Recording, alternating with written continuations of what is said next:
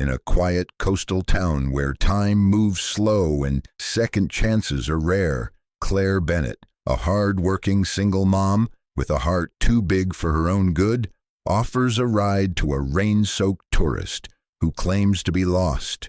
No phone, no ID, and a hotel that doesn't exist.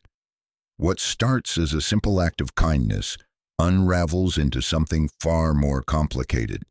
Because the man she takes in isn't just any tourist. He's Lucien Armand, a reclusive tech billionaire on the run from a scandal powerful people would kill to bury. And in Claire's modest home, amid laundry piles and backyard chickens, he finds something he never knew he needed. Peace, a family, and love. But secrets don't stay hidden forever. As helicopters circle, truths collide, and hearts are put on the line. Claire and Lucien must fight not just for each other, but for the kind of life no amount of money can buy. One built on trust, sacrifice, and the courage to begin again. Stay with us, because this is the kind of love story that lands right in your backyard, when you least expect it. The rain came earlier than expected that evening, soft at first, then heavy, the kind of coastal downpour that seemed to erase the horizon, blurring sea and sky into a single sheet of silver. In the quiet town of Wren's Bay, it was the kind of night people stayed in, made tea, and turned on porch lights just in case someone forgot their umbrella. Claire Bennett stood at the window of the tiny, weathered diner she worked double shifts at. She wiped down the same spot on the counter for the third time, watching the storm roll in over the cliffs. Her long hair was pulled into a loose braid, strands escaping to frame her face, a face that wore resilience like makeup. Outside, the world was all wet asphalt and wind-swept trees. It was nearly closing time. Only one customer left. Old Jim from the bait shop, sipping his fourth refill and pretending not to fall asleep. Claire didn't mind. The quiet suited her. Life had been too loud before. Before the divorce, before the court battles, before she moved back into her childhood home with her son Max and started over from scratch. The bell above the diner door jingled. Claire turned, expecting Jim's fifth coffee order. But it wasn't Jim. A man stood in the doorway, drenched to the bone, his designer coat clinging to his frame, expensive shoes soaked through. He didn't look like he belonged. Not in Wren's Bay, not on a night like this. "Sorry," he said, his voice low, tinged with an accent she couldn't quite place. "I think I'm lost." Claire offered a gentle smile, the kind she reserved for people who looked like they'd forgotten how to ask for help. "You think you're lost, or you know you're lost." He gave a half laugh, the kind that hides more than it reveals. "I'm supposed to be at the Gray Shore Hotel, but I can't seem to find it. No phone signal either." Claire blinked. "There is no Gray Shore Hotel." The man looked genuinely confused. "It was supposed to be just past the harbor. I had a reservation." Claire folded the towel in her hands. "Only thing past the harbor is an abandoned lighthouse and some blackberry bushes." He stepped further into the diner, dripping water on the tiled floor. Claire should have been annoyed, but something in his expression stopped her. He looked tired, not just physically, but soul deep, like someone who hadn't rested in a very long time. "Are you hungry?" she asked, already reaching for a clean plate. He hesitated, then nodded. "I don't carry cash," he said quickly. "My wallet? Well, I think it's still in the cab I was in." Claire raised her eyebrow. "Then I guess it's in the house." He sat at the corner booth, eyes scanning the rain-soaked street outside as if expecting someone or something to follow. She brought him grilled cheese and tomato soup, comfort food, Nothing fancy, but when he took a bite, something in his posture softened. "I'm Claire, by the way." He paused mid-bite, then nodded. "James." It was a lie, she could tell, but she didn't push it. Everyone has their reasons for needing a new name, now and then. They sat in silence for a while, her wiping down salt shakers, him sipping soup like it was the first warm thing he'd tasted in days. Outside, the storm deepened. Thunder rumbled over the cliffs, and the power flickered once, then steadied. When closing time came, Jim was gone, and James was still staring out the window. Claire grabbed her keys and her coat. "I'll give you a ride," she said. "You don't even know me." "I know what it's like to have nowhere to go on a rainy night." He didn't argue. They stepped into the rain, her truck waiting like an old friend under the street lamp. As she pulled away from the curb, Claire glanced at the stranger beside her, and for just a second, under the flash of lightning, she thought she saw it, the faint glint of something hidden beneath the surface. Fear, or was it guilt? But she said nothing, because in Wren's Bay, storms came and went, but some left things behind, and this storm was just getting started. The truck's old wipers squeaked against the windshield, struggling to keep up with the downpour. Inside the cab, the silence between Claire and the man who called himself James was thick. Not awkward exactly, more like cautious, like neither one wanted to ask the question that might crack the glass between them. Claire gripped the steering wheel, her eyes fixed on the winding road that followed the cliffs. The headlights caught streaks of rain falling sideways in the wind, and beyond the curve of the hill, the sea churned, dark and wild. "So," she said finally, voice steady, "where were you really headed tonight?" James gave a quiet exhale, the kind that sounded like he was thinking or hiding.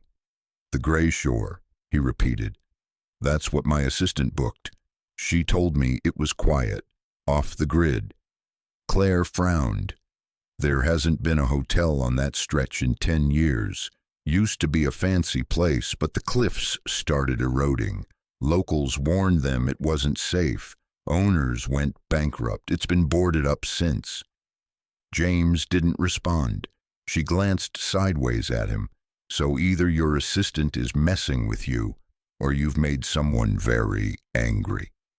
He cracked a tired smile. "Maybe both." That was the moment Claire knew. This man wasn't just lost. He was running. They drove in silence for another minute, before Claire flipped on the blinker and turned onto a gravel lane that curved past rows of cedar trees. "This is us," she said. James looked up. The headlights illuminated a modest farmhouse with chipped paint and a sagging porch. The yard was dotted with toys, plastic dinosaurs, a tipped-over scooter, a basketball half buried in the mud. A single swing moved lazily in the wind, creaking with every gust. A porch light flickered on as they pulled in. Behind the curtain, a small face peeked out. "My son," Claire said, smiling gently. "Max, he's 7, sharp as a tack, obsessed with space and always up past bedtime." James opened his mouth to protest, maybe to say he'd find a motel or that he didn't want to intrude. But Claire was already unbuckling her seatbelt. "I've got a guest room out back. It's small, probably smells like cedar and old books, but it's dry and it has clean sheets." He didn't argue. She handed him a towel from behind the seat. "Dry off. I'll grab you a blanket." Inside, the house was warm, lived in, the kind of place where shoes piled by the door and drawings covered the fridge. Claire knelt beside Max's bed and tucked him in again, kissing his forehead as he mumbled something about meteors.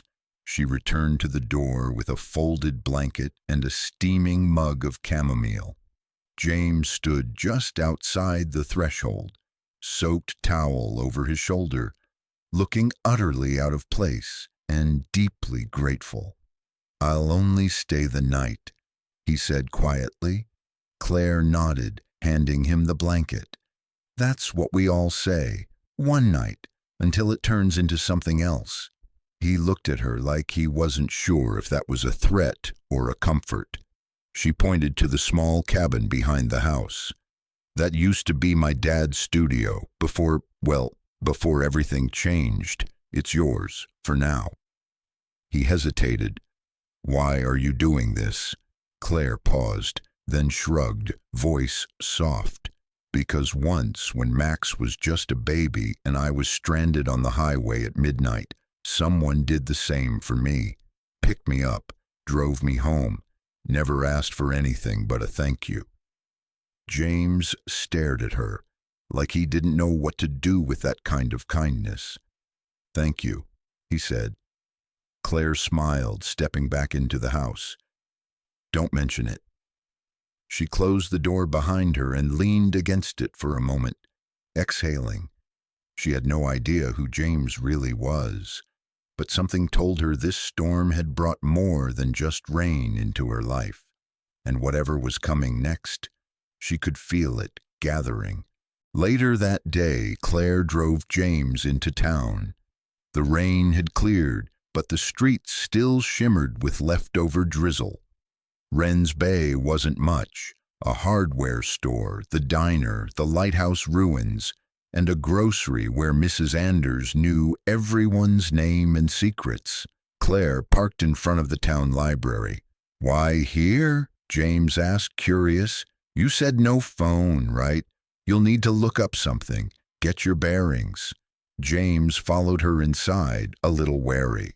The library was nearly empty, save for an elderly man asleep in a chair and a young girl doing homework in the corner. Claire pointed toward the computers. James sat down and started typing. Claire watched from behind a shelf, pretending to browse. She saw his shoulders tense as the search engine loaded, saw the way he scanned the screen like someone expecting ghosts to appear. And then he froze. Just for a second. Whatever he found, it changed something. When he stood up, his face was unreadable. "Find your hotel?" she asked casually. James shook his head. "No." Outside, he didn't speak for a long time. Finally, he asked, "Do you believe some people disappear because they want to?" Claire didn't hesitate. "Yes," she said. "But sometimes it's because they have no other choice." James looked at her, really looked at her, for the first time. And then he said quietly, "Thank you." "For yesterday." Claire gave him a small smile. "You're not out of the storm yet." But she was beginning to realize neither was she. That evening, James asked her to drive him back toward the harbor, to the place he'd said the hotel would be. The sun was dipping low, casting gold across the cliffs and the sea. They drove in silence, the road winding tighter the closer they got. Eventually, Claire pulled over. "There," she said, pointing through the windshield. "That's all that's left." They sat in the truck, staring at a rotting shell of what had once been a grand seaside inn. Salt-stained walls, shattered windows, graffiti and vines creeping through the front doors like nature reclaiming what ambition abandoned. James got out, walking slowly toward the structure. Claire followed, her boots crunching on broken gravel. He stood at the edge of the porch, looking out over the ocean. "I don't understand," he murmured. "It's the address. Everything matched. It should have been here." Claire said nothing. Then he turned to her, eyes clouded with something she couldn't name. "Do you ever feel like someone's rewriting your story while you're still living it?" She looked at him, really looked, and in that moment Claire knew. Whatever he was running from wasn't just a mistake. It was deliberate, controlled, erased. And now, whatever had driven him into this quiet town might be coming to find him. Night fell soft and slow over Wren's Bay, the kind of evening that wrapped itself around the town like a worn quilt. Crickets chirped lazily. The scent of lavender and wet soil drifted through the air. Claire stood on her back porch, a mug of tea warming her hands as she watched James settle into the guest cabin. The overhead bulb cast a weak cone of yellow light. He was trying to fix the crooked window latch, using a rusty screwdriver she'd left behind. No one had used that cabin in years. Her father had built it as a painting studio, back when dreams still lived here.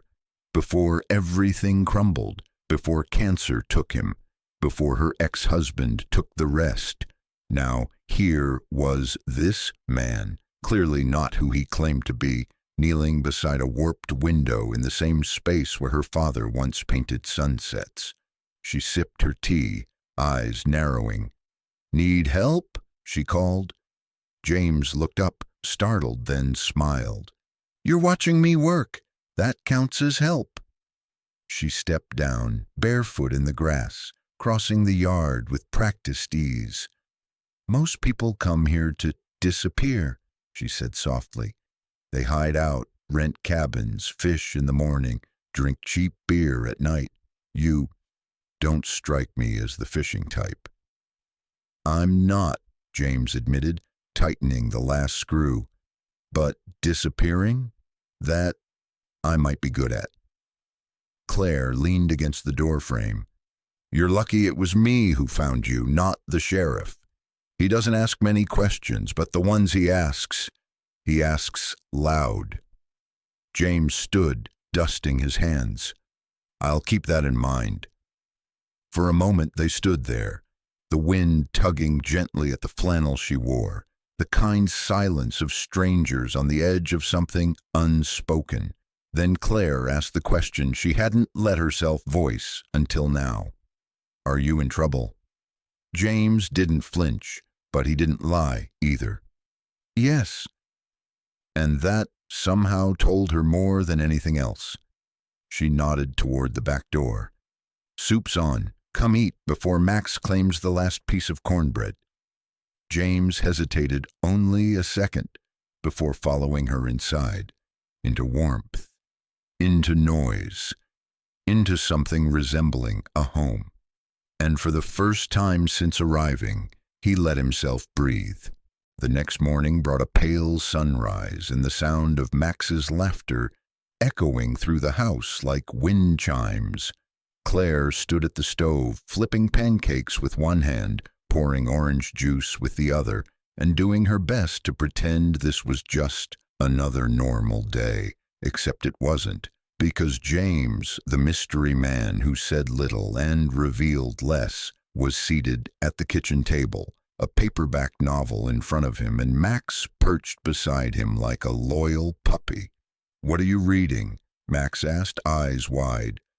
"Old spy novel," James said, flipping a page. "Lots of trench coats and lies." Max grinned. "Cool. Are you a spy?" Claire shot him a warning look, but James only smirked. "Would I tell you if I was?" Max thought for a moment. "Probably not. But if you were a bad guy, you wouldn't be fixing my bike." Claire raised an eyebrow. "He fixed your bike?" James shrugged. "It needed a new chain. Your shed had one." Claire turned back to the stove, hiding a surprised smile. Most people avoided that shed. It was chaos. Broken lawn chairs, rusted tools, boxes of memories. And yet James had found something useful there. Pancakes hit the plate with a satisfying sizzle. She set them in front of the two boys, one 7 years old, the other carrying years he wouldn't name, and leaned against the counter, watching. "You don't have to keep staying," she said quietly. "I meant it when I said just one night." James cut a slice of pancake. I know. I just don't have anywhere else to be. Not yet. She nodded, folding a dish towel. Then stay as long as you need. But if Max starts teaching you his ninja moves, you're officially part of the family. James smiled, a rare, real smile. I'll take my chances. And somewhere deep inside Claire, somewhere quiet and guarded, something began to shift. Not trust, not yet, but maybe the beginning of it.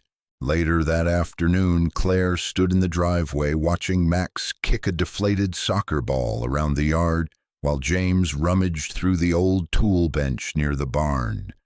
The sun peeked through scattered clouds, casting long shadows and stirring a strange calm she hadn't felt in a long time. But that calm was uneasy. She glanced toward the cabin where James had left his small duffel bag by the door. The man had no phone, no wallet, no luggage worth naming, yet the coat he wore was Italian, and the watch on his wrist, when he remembered to wear it, looked like something you didn't buy unless you had money. Serious money. Claire stepped toward the cabin. She wasn't the snooping type. But there was something about him, about how he didn't flinch at power outages, how he scanned rooms like a soldier, how he knew how to fix a bike but not how to reset a microwave. Something didn't add up. Her fingers hovered near the zipper of his bag when, "I wouldn't do that if I were you." His voice was quiet. Firm, Claire turned. James stood a few feet away, hands empty, eyes tired. "Don't worry," she said, lifting her chin. "I didn't open it." "I know," he replied, "but you were about to." She folded her arms. "You said your name's James, but you're not listed in any town record, not on social media, not even a LinkedIn profile." I checked. James looked away, toward the ocean just visible beyond the tree line. "I erased myself, that was the point." Claire frowned. "Why?" He met her eyes. "Because if I hadn't, I'd be dead." Claire didn't press for more details. Not yet. But she couldn't forget those words. I'd be dead. The next few days passed like a dream disguised as routine. James helped fix the loose steps on the porch. He replaced the cracked glass in the chicken coop window, even rewired a faulty circuit in the bathroom, work Claire had put off for over a year. Max followed him like a shadow, soaking up every moment, every lesson. Together they planted herbs in a raised bed Claire had always meant to finish. She watched them from the kitchen window, heart aching at the ease between them. One afternoon, Claire brought out lemonade. "You always this handy?" she asked. James wiped his hands on a rag, eyes squinting into the sun. "Used to build things, not with wood and nails, but I guess the idea's the same. Create something people need, then watch it fall apart when they try to use it the wrong way." She handed him the glass, their fingers brushing.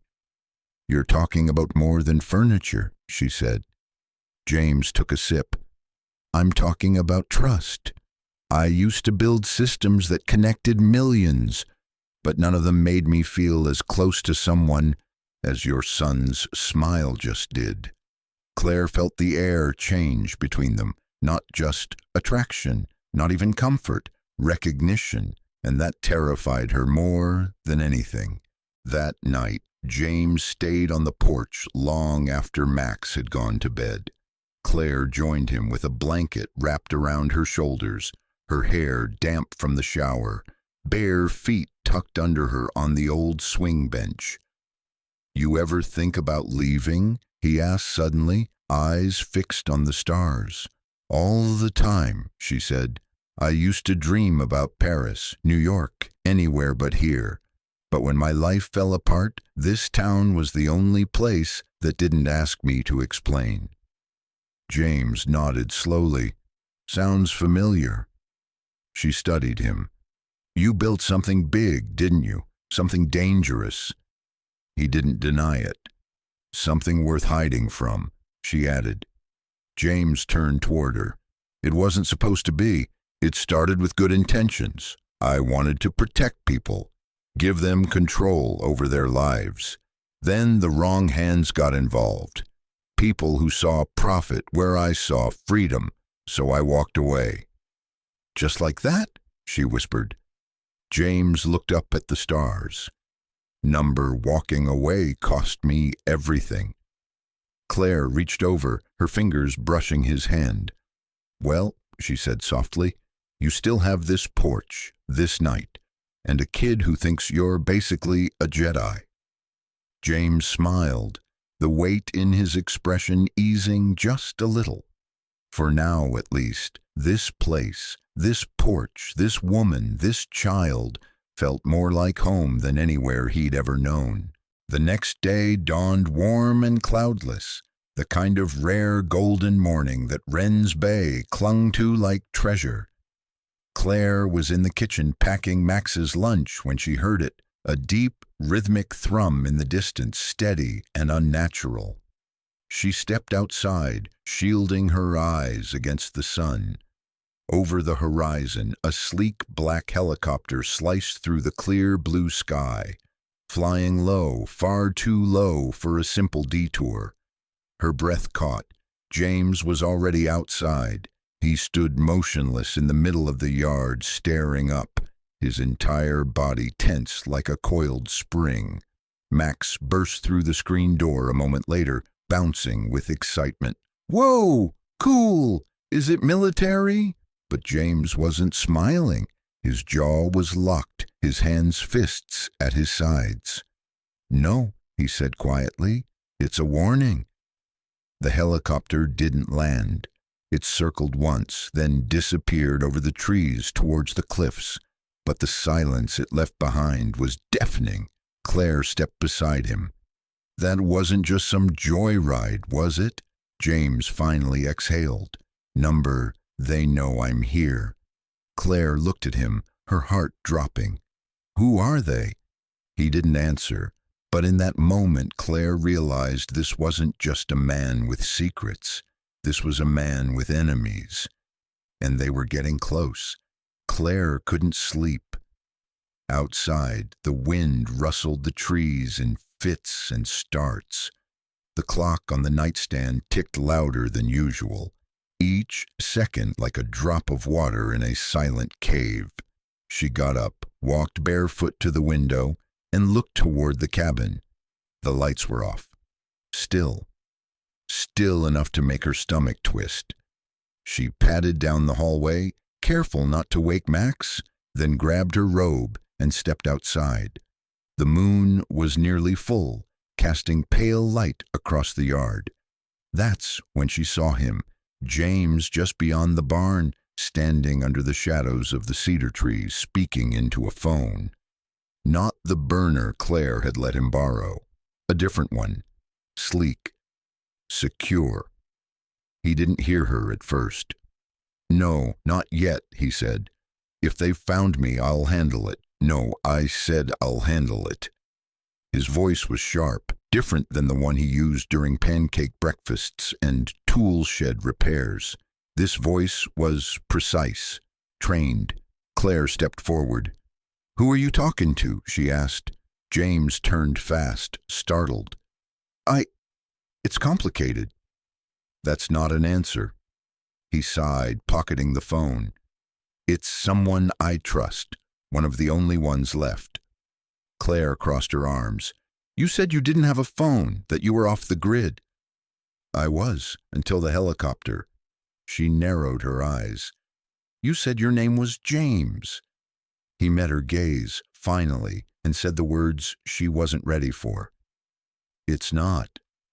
They sat on the back porch. The air between them felt colder now, not from the breeze, but from the shift, from the truth finally clawing its way into the light. "My real name is Lucien Armand," he said quietly. Claire's brow furrowed. "That name sounds familiar." "It should," he replied. I founded Armandus, the encryption company. We built software to protect people's privacy. Governments used it to do the opposite. Claire's breath hitched. I blew the whistle, took it public. They erased me, froze accounts, smeared my name. I had to disappear before they made me disappear for good. Claire blinked, absorbing it. So the helicopter, government, or worse, private security, could be corporate, could be foreign. I've made a lot of enemies. And you ended up here, in my town, my house. He nodded. I picked Wren's Bay by throwing a dart at a map. Claire looked at him, hard. And what exactly are you planning to do now? Lucian's jaw clenched. I didn't plan for this, for you, for Max. I just wanted to disappear. And now? He looked away toward the glowing windows of the house. Now I want to stay. Claire stood slowly. Then don't lie to me again. Lucian nodded, solemn. I won't. But both of them knew. Staying would come at a price. The morning after Lucian's confession unfolded with an eerie normalcy. The sun rose soft and golden over Wren's Bay, the same way it always had. Chickens clucked. Max splashed milk into his cereal. Claire fried eggs on the stovetop, but her hands moved slower than usual, her mind still processing the man sitting across the room. Lucian, not James, not the polite lost tourist who fixed porch steps and bikes. Lucian Armand, tech prodigy, whistleblower, wanted man.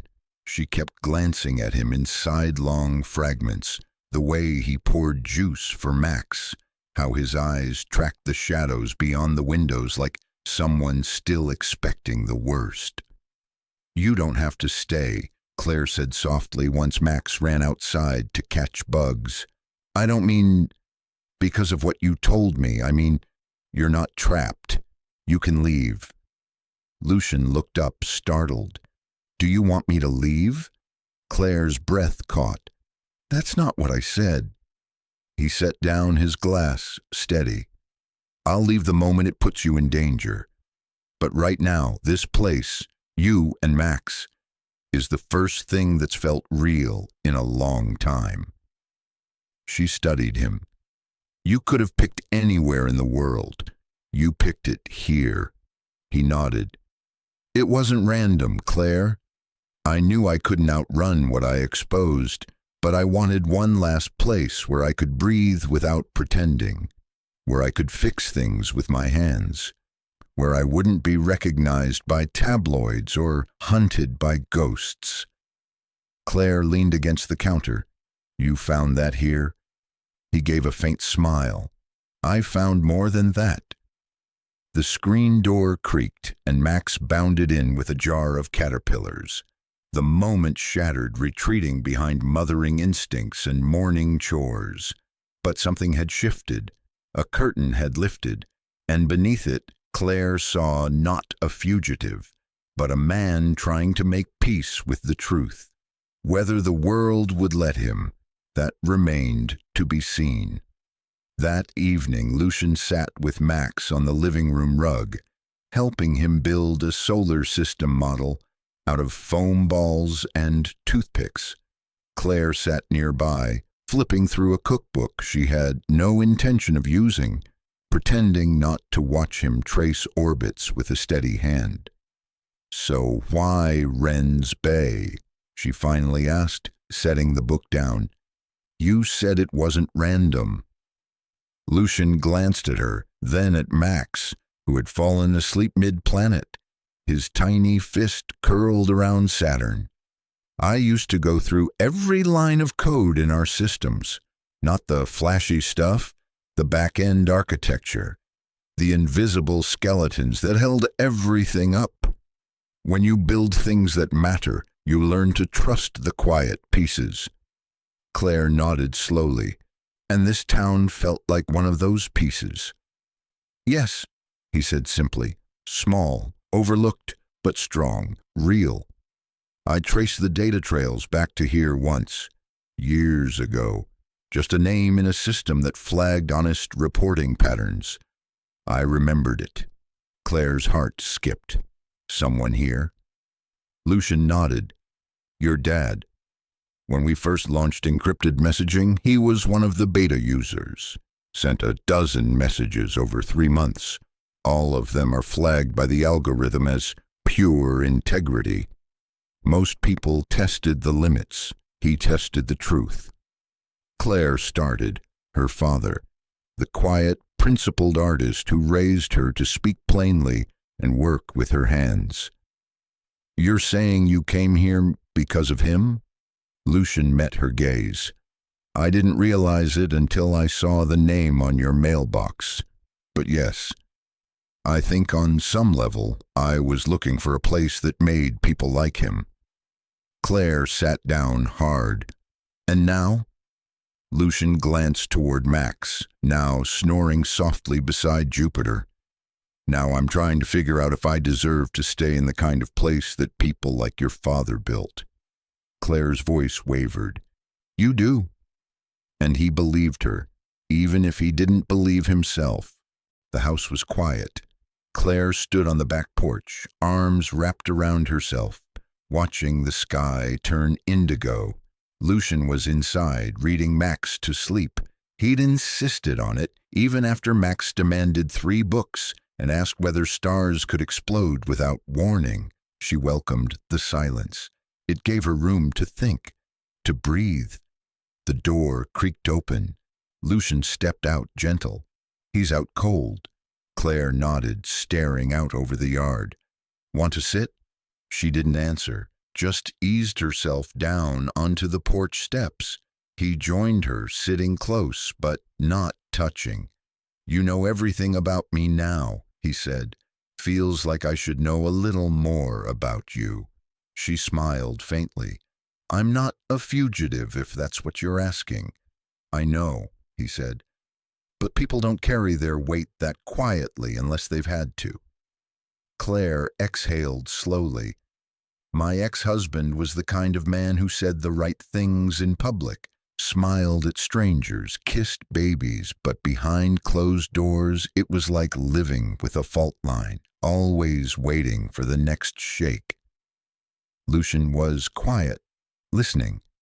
I stayed longer than I should have, because of Max, because of hope, because I kept thinking the next version of him would be better. It never was. Did he hurt you?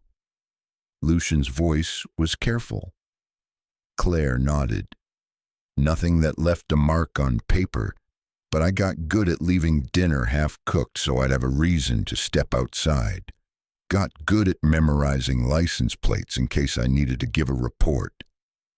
Lucian stared out into the trees. And now? He's gone. Took a plea deal for tax evasion and hasn't seen Max in 3 years. Lucian didn't speak for a long time.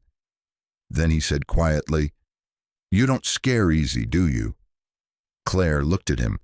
I've learned that fear and survival look a lot alike, but surviving isn't the same as living. And now? She turned to face him. Now I'd like to live.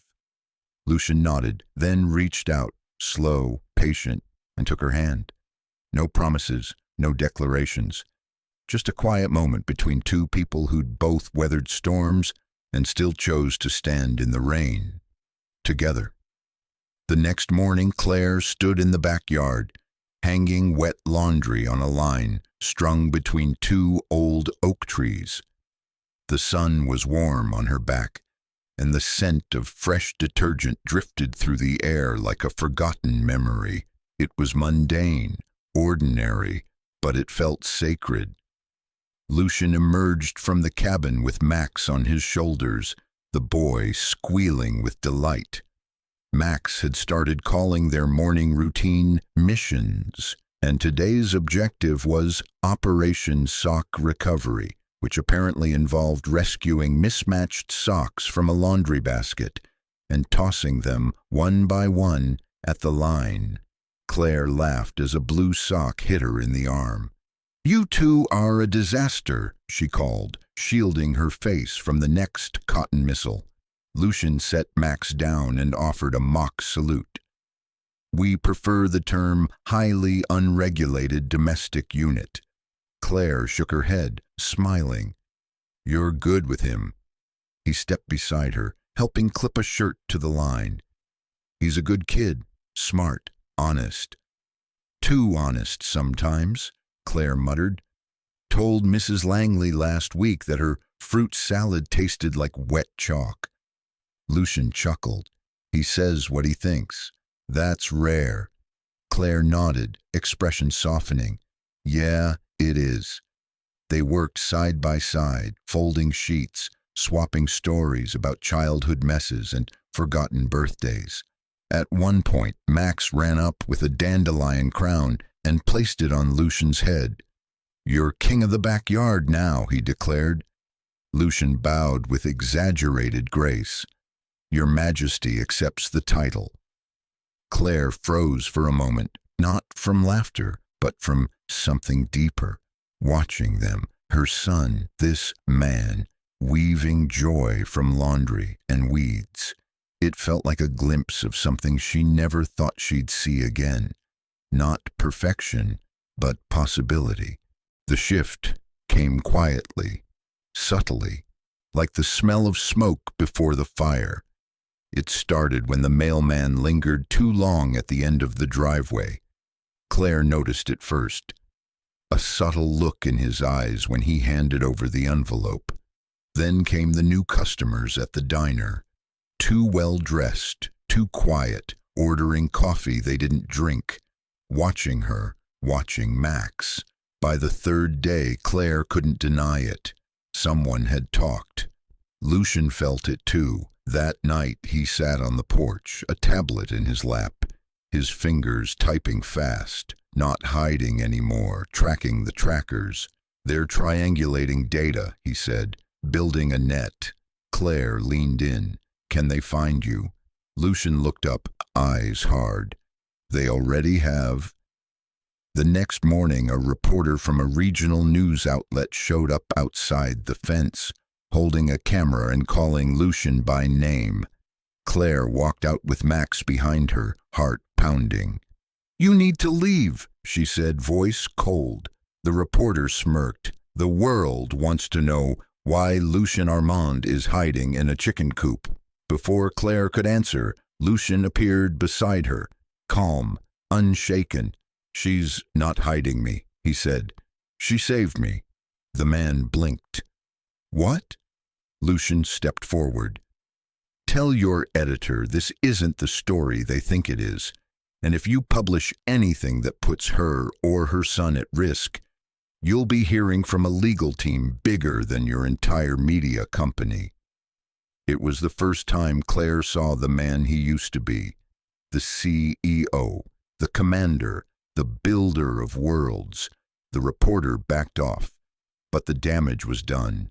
The world knew where he was, and it was only a matter of time before it came knocking louder.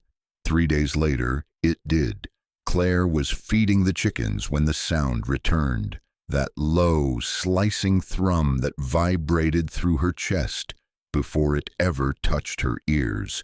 She looked up. This time the helicopter didn't circle. It landed in her backyard. Max ran outside, shouting. Lucian was already at the cabin door, grabbing a pre-packed duffel bag. 2 men stepped out of the chopper. Suits, earpieces, the kind of people you didn't question because they weren't there to answer anything. Lucian Armand, one called. Lucian moved to the center of the yard. You found me. Took you longer than I thought. We're here with a secure extraction order, the man said. The Senate Intelligence Committee is requesting a closed-door session. You've been cleared for temporary protection and reinstated under whistleblower protocols, but we need to leave. Now. Claire stared. Wait, what? You're just taking him? Lucian turned to her. His voice was gentle. Claire, this is what I came here to avoid, but maybe it's time I stop running. Max clutched his hand. Are you coming back? Lucian knelt. I don't know, but I promise I'm going to try. He stood, looked once more at Claire, and said everything in one glance. Thank you. I'm sorry. Please wait for me. Then he climbed into the helicopter, and just like that, he was gone. It rained that night. Not a storm, just a soft, steady drizzle that soaked the porch steps and painted the windows with trails of memory. Claire sat at the kitchen table, unmoving, her hands wrapped around a cold mug of tea. Max had fallen asleep clutching Lucian's old baseball cap, refusing to let go. Everything felt quieter now. Too quiet. Until a knock at the door broke it. Claire opened it to find a woman in a slate-gray suit holding an envelope. Her ID badge read, Federal Special Counsel, Protected Witness Division. You're Claire Bennett? Yes? I have an offer for you, and a warning. Claire stepped back, letting her in. The woman sat, composed. Lucien Armand is now under federal protection. He'll be testifying against major figures in the tech and defense sectors. You may become a target of retaliation or interest. Claire frowned. And the offer? The woman slid the envelope across the table. Full relocation, new identities, government stipend, or... She paused. You stay, and you wait. Claire picked up the envelope, her hands shaking. And if I wait? The woman smiled faintly. Then you risk everything, but you also choose to believe in him. Claire stared at the paper, at the rain, at the future, and she made her choice. She stayed. Morning arrived like it always did in Wren's Bay. Slow, golden, and deceptively peaceful. But nothing felt peaceful anymore. Claire sat on the porch steps, sipping coffee that had gone cold. The offer envelope sat unopened on the table inside. Max was still asleep, his arms wrapped around a stuffed bear Lucien had fixed after it tore last winter. A bear with a stitched-up arm and a face that looked too much like everything Claire was trying not to feel. She'd made her decision. She wasn't leaving. The official had said it would be risky, that people like Lucien didn't just vanish. They left echoes. Those echoes would eventually lead others back here. But Claire had spent years surviving the quiet violence of a life she never wanted. This wasn't fear anymore. This was something else. This was courage. She'd built something real here, not just for Max, but for herself. She wouldn't trade it for safety wrapped in silence. Lucien had walked into her life like a storm, but he'd left something behind. Not chaos, but clarity. He had chosen to face what he ran from. Now it was her turn to choose to stand. The wind shifted, carrying the scent of wet cedar. She looked up at the sky, almost expecting a helicopter, but it was just the trees breathing. Still, she whispered into the breeze, more prayer than promise. I'm not going anywhere. The days that followed brought more than wind. Claire patched up the porch railing Lucien had meant to fix. She taught Max how to measure flour for pancakes without turning the kitchen into a snowstorm. She returned to the diner, where people had started looking at her differently, some with curiosity, others with silent admiration. Most didn't ask questions. That was Wren's Bay for you. It didn't need answers to show kindness. But the clouds weren't just metaphorical. By the end of the week, a storm advisory went out, a real one. Claire knew what to do: fill the tubs, check the generator, secure the windows. But this time, she wasn't doing it alone. Neighbors showed up with tools, flashlights, cans of food. Just in case, they said. Better together. The storm hit hard that night. Thunder cracking the sky in two, rain slashing sideways. Claire sat with Max in the hallway, wrapped in blankets, reading by flashlight. He didn't ask about Lucian. He didn't need to. She knew he was waiting just like she was. When the power flickered and went out, she didn't panic. She just waited, and somewhere, across the miles and shadows, she hoped Lucian was doing the same, facing storms of his own and still choosing to come back. When the sky finally cleared, Max was the first to notice the world smelled cleaner, like rain had washed away the dust that had settled in the corners of everything. Claire made breakfast on the propane burner, Max watching her with those wide, wandering eyes of his. "Do you think he's okay?" he asked softly, like it might break if he said it louder. She turned, heart aching. "I think he's trying to be." Max nodded slowly. "Do you think he'll come back?" Claire knelt beside him, brushing hair from his forehead. "I think he wants to, but sometimes the right thing takes time." Max stared at his plate. "I liked him." "I know, baby." He looked up. "Did you?"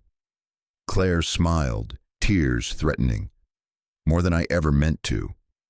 He thought for a second, then said, "Then maybe that's why he left. To fix things, so when he comes back you can like him even more." Claire laughed, the sound breaking something loose inside her. "Maybe you're right." Max picked up his fork. "I'm always right. Can I have more syrup?" And just like that, life settled again, still missing a piece, but still moving forward, just as Lucian had taught them, quietly, gently, by how he left. It had been 13 days. Claire didn't count them on the calendar. She counted them in moments. Sunrises without him on the porch, cups of coffee with only her thoughts for company, Max's hopeful glances at the sky every time he heard a plane.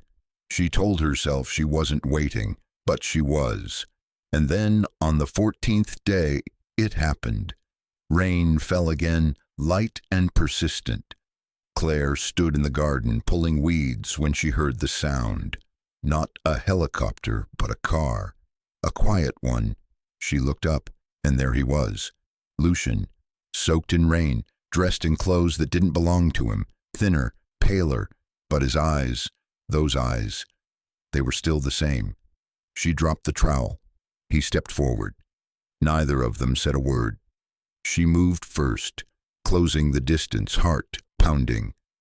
"Are you real?" she whispered. "I hope so," he said, his voice shaking. And then, like gravity pulled them together, she kissed him. In the rain, with the garden half weeded and Max's soccer ball lying forgotten in the mud. She kissed him like the world hadn't ended, like it had just begun. Because maybe it had. Because maybe this was what coming home looked like. They sat by the fire that night, dry clothes clinging to damp skin, Max curled up on Lucian's shoulder like he'd never left. Claire listened quietly as Lucian explained everything. The testimony had shaken the ground. Executives were arrested, stocks collapsed, and the public, for once, listened. But not everyone was happy. "There's still danger," he said. "People who lost billions, people who don't forgive. But the government can only do so much." Claire looked at him. "Then why come back?" Lucian turned to her. "Because I realized I could build 100 systems to protect the world, and none of them mattered if I couldn't protect this. You. Maximum. Us." Claire reached for his hand. "So, what now?" Lucian pulled a folder from his bag, documents, plans, sketches. "I used my remaining assets to create a shield, a legal trust, a non-profit shell, a media pipeline, quiet and invisible, but powerful." She frowned. "For what?" "For here, this land, your home, everything we build from now on." Claire's voice was barely above a whisper. "You built a system. For us?" Lucian smiled. "The safest one I've ever made." And in that moment, Claire knew. He wasn't just staying, he was planting roots. The secret that once endangered them had now saved them. The bell above the diner door jingled just like it always had, the sound light and familiar.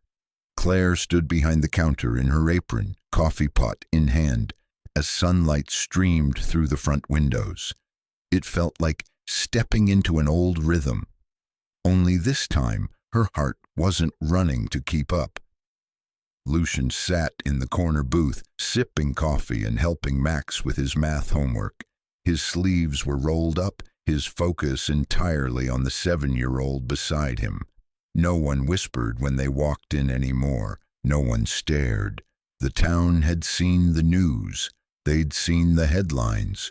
But more importantly, they'd seen what came after. Lucian didn't try to hide anymore. He didn't flaunt his story either. He fixed the broken ice machine. He helped old man Carmichael reboot his ancient laptop. He joined the local volunteer group, helping rebuild the storm-damaged library wing. He didn't come back as a tech mogul. He came back as one of them. Claire glanced up as Mrs. Anders placed her order. The usual, honey, and don't skimp on the hash browns. Claire smiled, writing it down.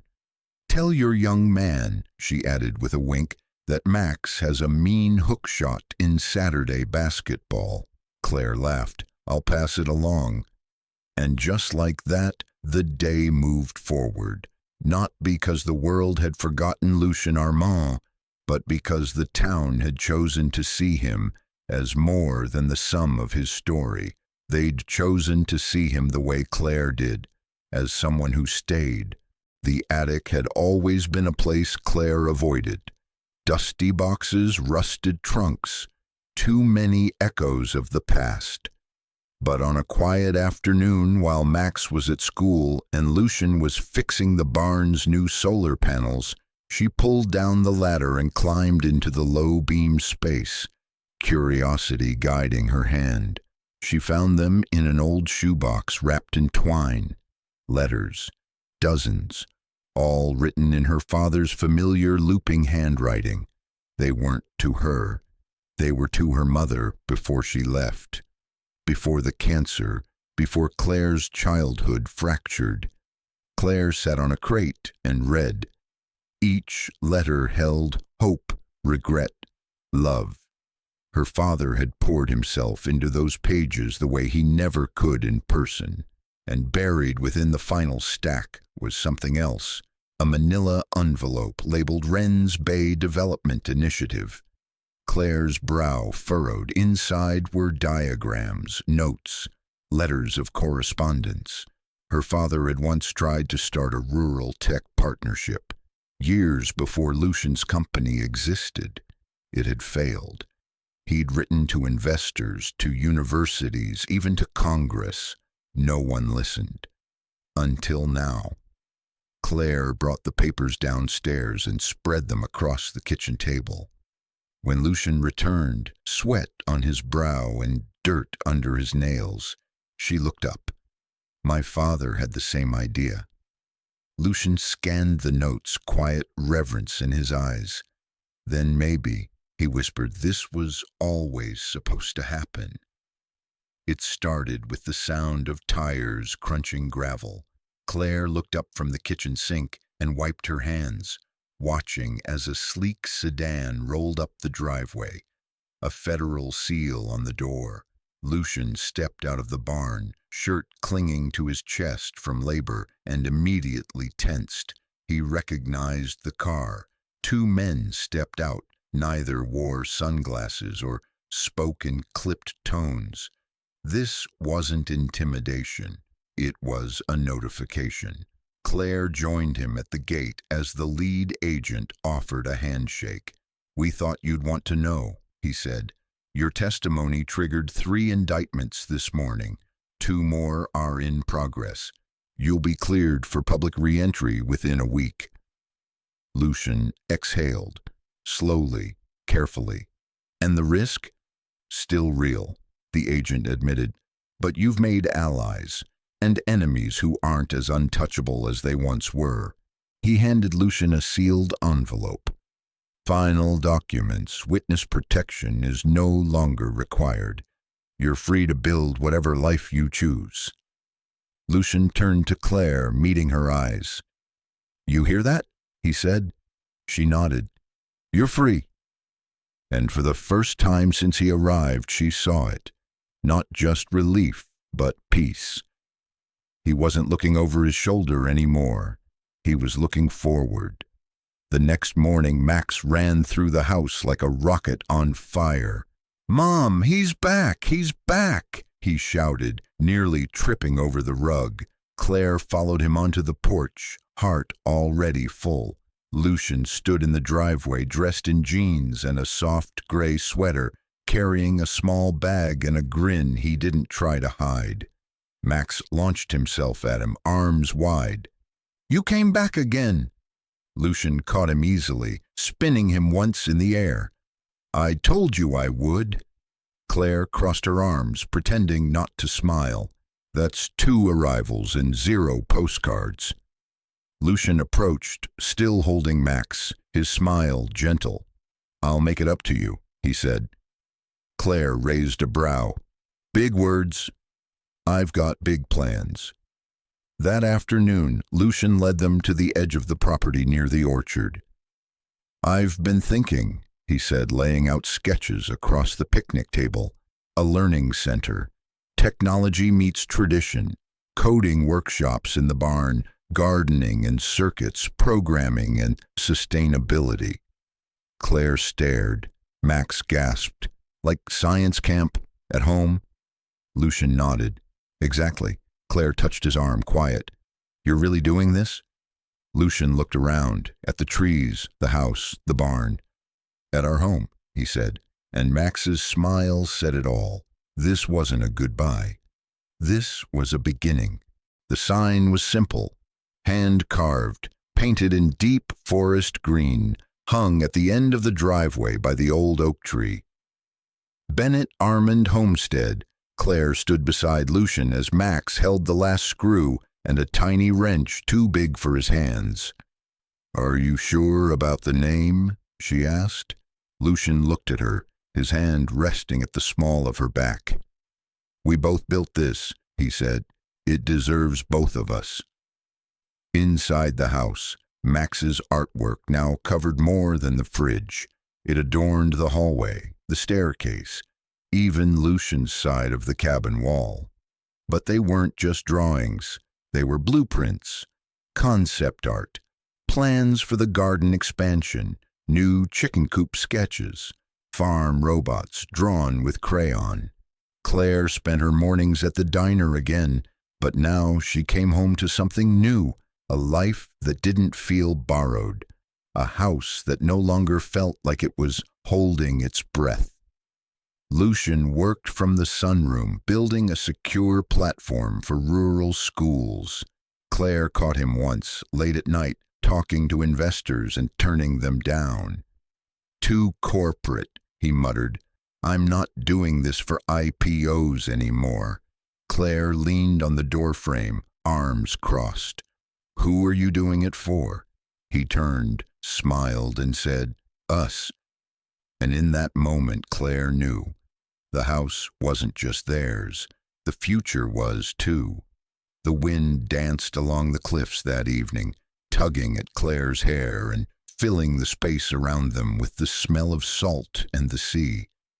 Lucian stood beside her on the bluff overlooking the water, the same place she'd driven him to on his first night in Wren's Bay.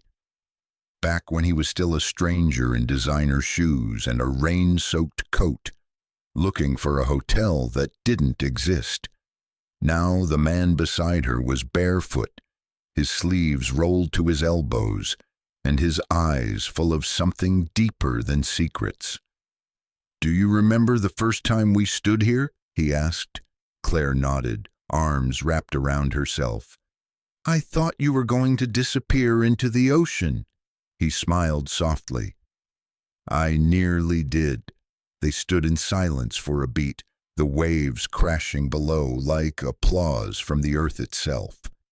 Then Lucian reached into his pocket and pulled out something small, simple, delicate, shining in the last light of day. A ring. The band was made of twisted silver and beach glass, wrapped in a way that looked more crafted than bought. Not flashy, not expensive, but intentional, like it belonged to this land, to her. "I've built empires," he said. "I've run from power, from wealth, from my own name. But I've never wanted to build a life with someone until now." Claire blinked, stunned. Lucian knelt, right there in the grass, barefoot and grinning like a fool. "Claire Bennett, will you marry me?" Tears blurred her vision, and laughter bubbled up from her chest all at once. "You're serious?" "I've never been more." She knelt with him, hands shaking. "Yes," she whispered, "yes." And the sea roared louder, like it too had been waiting for this moment. The orchard bloomed early that spring, blossoms bursting like confetti across every tree. Claire had never believed in perfect days until the day she married Lucian beneath their favorite apple tree. The whole town came. Martha from the diner brought 6 pies and cried the entire ceremony. Mrs. Anders led a reluctant jazz quartet made up of retired band teachers. The sheriff wore a tie, for once, and Max walked Claire down the aisle, beaming with a mix of pride and sugar-fueled joy. They kept it simple. No limousines, no social media, no headlines, just wildflowers, handwritten vows, and a sky so blue it hurt to look at. Lucian wore a navy vest, his watch left behind on the cabin shelf. Claire's dress was vintage lace passed down from her grandmother, paired with the same boots she wore to tend the garden. Max gave a toast that made everyone laugh and cry in equal measure. "Mom says I'm the reason she didn't give up on people. I think Lucian is the reason she believes in starting over."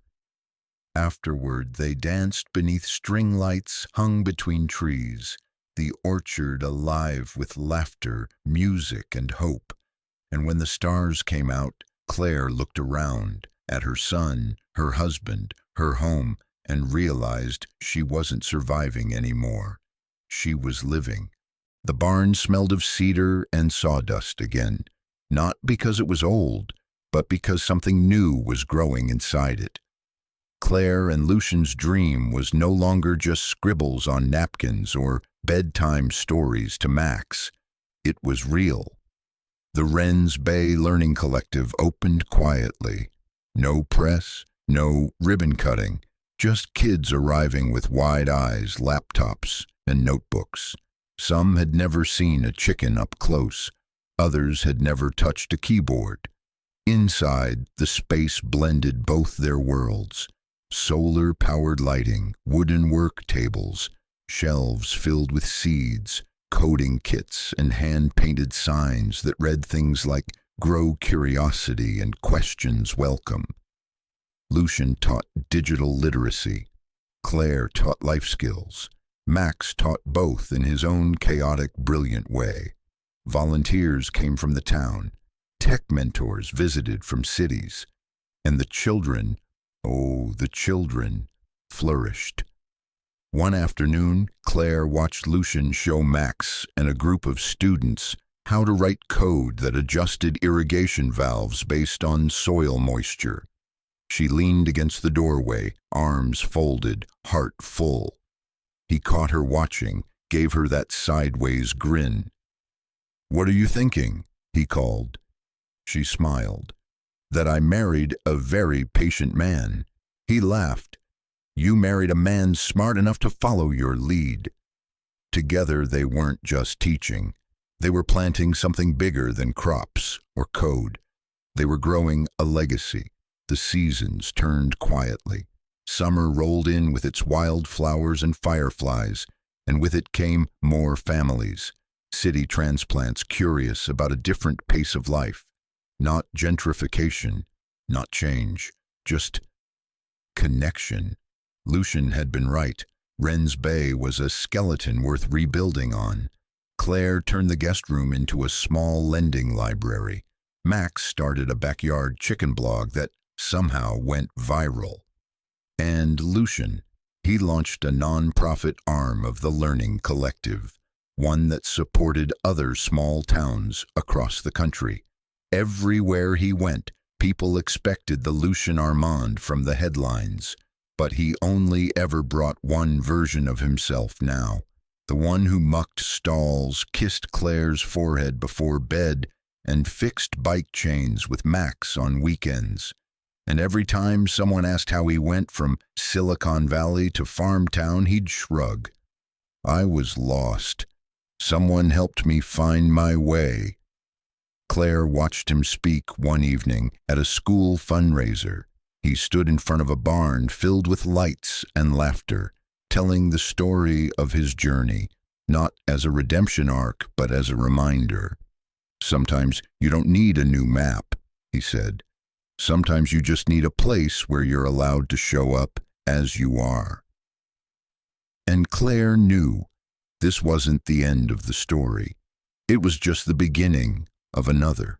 The night had fallen gently over Wren's Bay, wrapping the farm in a hush only the countryside seemed to know how to hold. A soft breeze moved through the tall grass, carrying with it the scent of blooming lavender and the rich, earthy musk of freshly watered soil.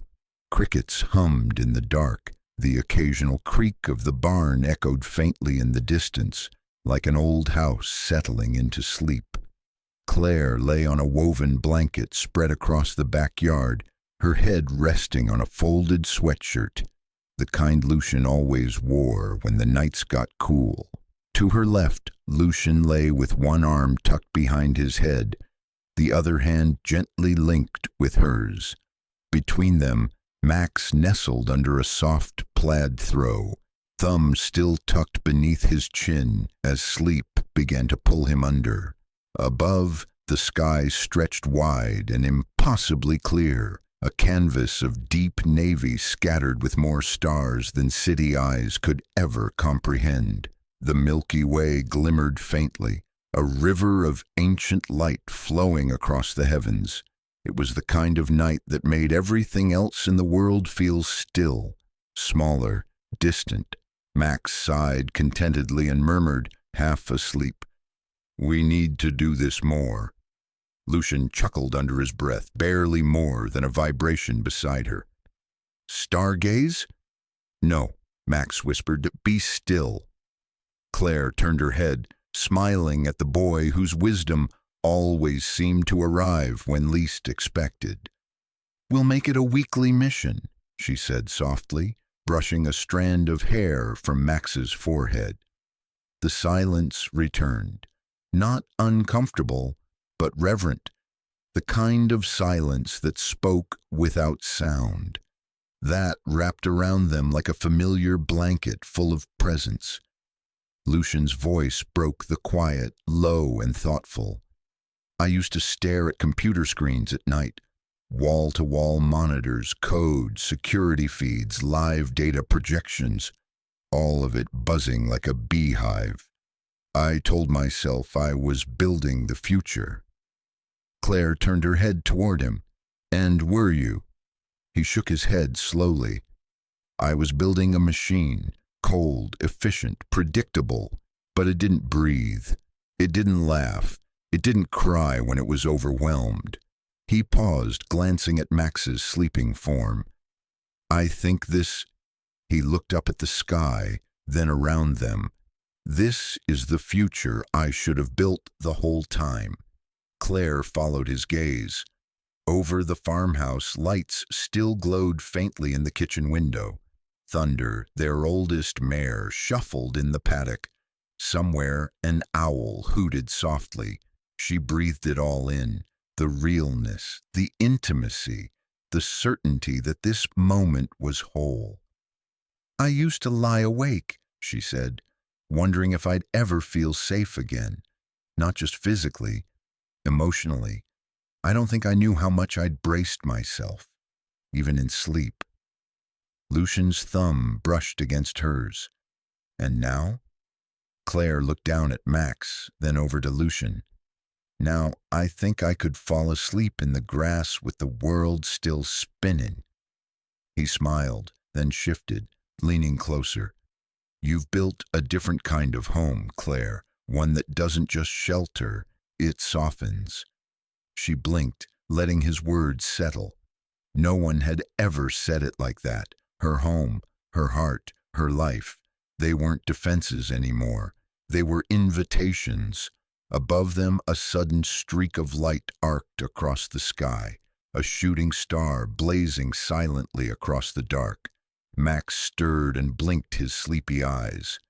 Make a wish, he mumbled. Claire didn't. She didn't need to, because right here, lying in the backyard of a farmhouse that had once felt like a burden, with the man who'd once been a stranger and the boy who'd always been her light, everything she'd ever quietly begged the universe for had found its way to her. Lucian leaned over and kissed her, slow and gentle, lips brushing hers like a promise not rushed. She cupped his face, her fingers brushing the slight stubble on his jaw. Did you ever imagine this would be your ending? He smiled. This isn't an ending. No, he said, glancing down at Max, then back at the stars. This is the part where the story starts to grow roots. Claire felt her throat tighten. You really think we can hold on to it? Peace? Stillness? Lucian nodded. Not all the time. There'll be storms, there'll be setbacks. But I've learned that peace isn't a place you arrive. It's a choice, a practice. Claire took a deep breath and let it out slowly. I like who we are when it's quiet. Lucian smiled again, eyes soft. Then we'll fight for the quiet. Another breeze rolled through and Max shifted again, this time murmuring something about planets and spaceships. Lucian pulled the blanket up gently over his shoulder, then lay back beside Claire. She turned her head toward him. What did you wish for? Lucian turned toward her too, eyes steady.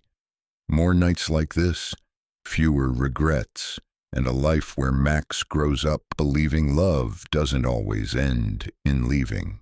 Claire's chest aches in the best way. She lay her head on his shoulder. You gave us a story worth telling, she said. One that didn't need a castle or a rescue or a prince in shining armor, just two broken people who decided to stop running. Lucian kissed the top of her head. You didn't rescue me, Claire. You reminded me what being alive actually feels like. They lay in silence after that, wrapped in each other in the hush of the world. The stars overhead shimmered like 1,000 lanterns held aloft just for them, and beneath that great canvas, with Max asleep and Lucian's hand in hers, Claire understood something she never had before. Sometimes love isn't loud. Sometimes it arrives soaked in rain, lost and carrying too many secrets. Sometimes it takes its time. And sometimes, if you're lucky, it finds you in your backyard, beneath the stars, and finally calls you home.